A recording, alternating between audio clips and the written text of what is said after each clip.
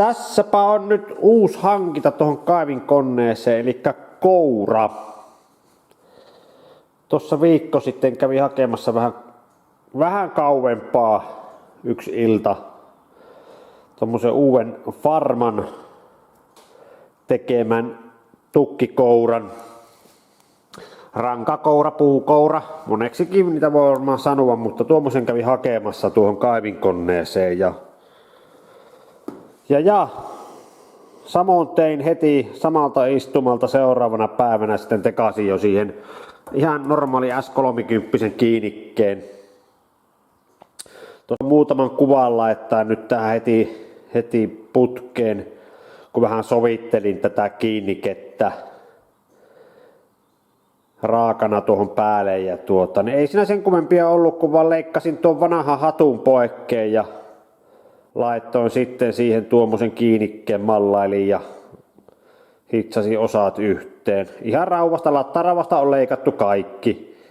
Tuo alapohja on leikattu isosta lattarauvasta ja sivut vähän pienemmästä ja sitten 30 mm akselitapista on nuo S30 jaolla olevat tapit tuohon laitettu kiinni ja hitsattu tuo kokonaisuus tuohon kouran päälle. Eli se oli semmonen yhden illan nopea rutistus ja sitten vähän penssellä panin siihen maalia, kun en ruiskulla enää malttanut maalata ja se on siinä nyt kiinni.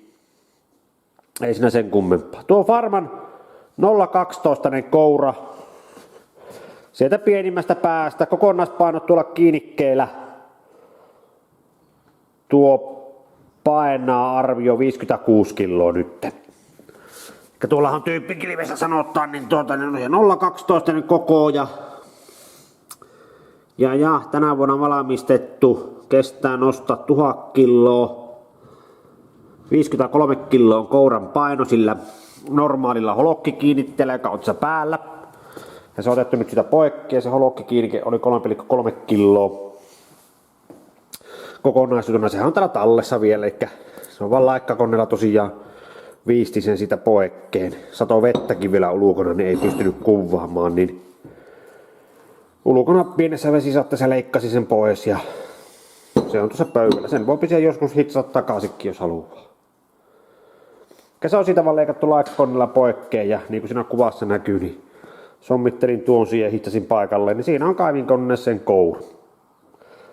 Ja niin sitten edelleenkin se pöydällä tuli tänään, nyt on taas tiistai, kohan tänään on, niin heti tilasin Virosta putkeen niin letkua ja pikakiinnittimiä, pikaliittimiä ja vähän nippoja, usitteja. Saadaan tuohon kaivinkoneeseen kiinni, eli nämä letkuthan on vaan tämmöset 1,5 metrin letkut. Kato, kouraan ei tule pyörimään montaa kierrosta ympäri, kun ne letkut rajoittaa, kun mulla ei ole sitä pyörivää läpivientiä, ei ole siellä pyörittäjässä, eli letkut tulee sivuusta.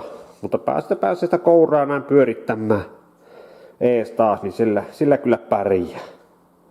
Ruvettapa laittaa koura koneeseen kiinni ja katsotaan. Ensi pyöräytys, ensi testi. Miten se rupeaa toimimaan?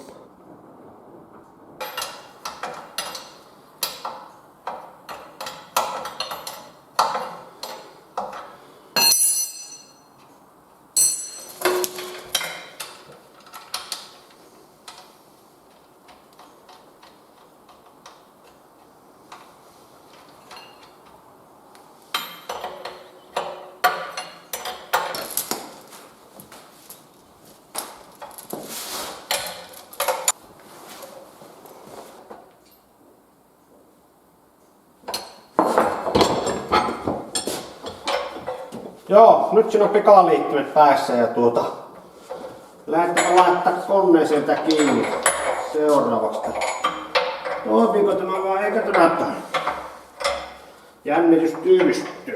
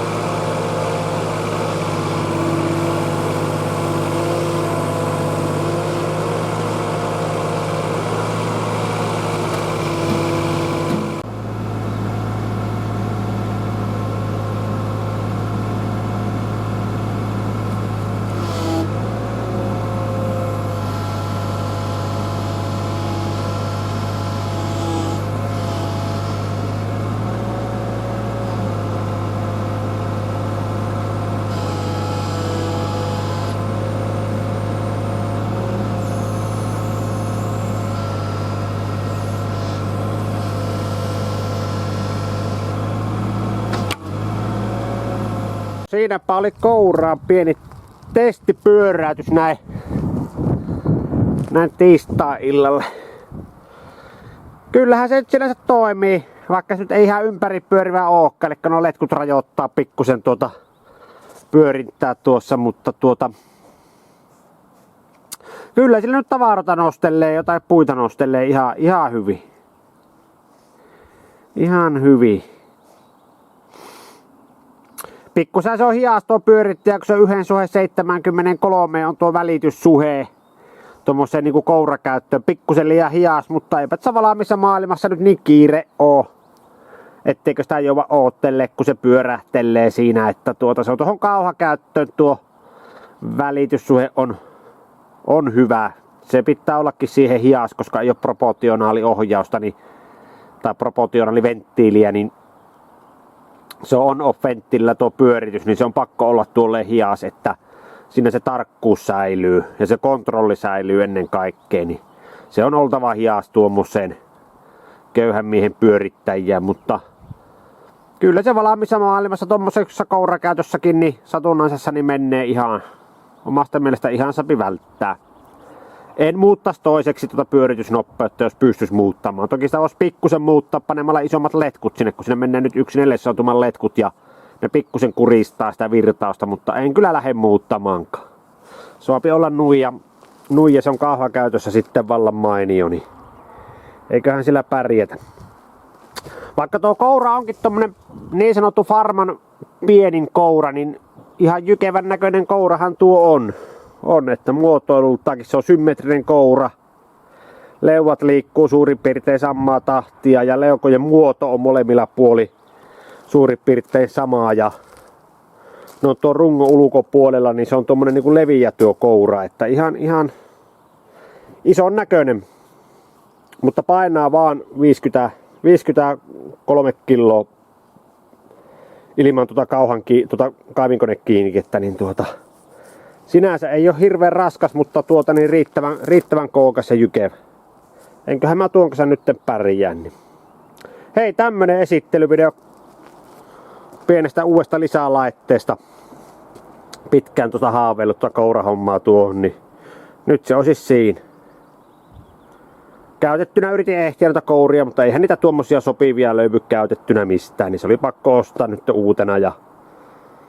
uutena ja sitten kärsiä vähän sen siinä lompakon puolesta, mutta ihan tyytyväinen kyllä on.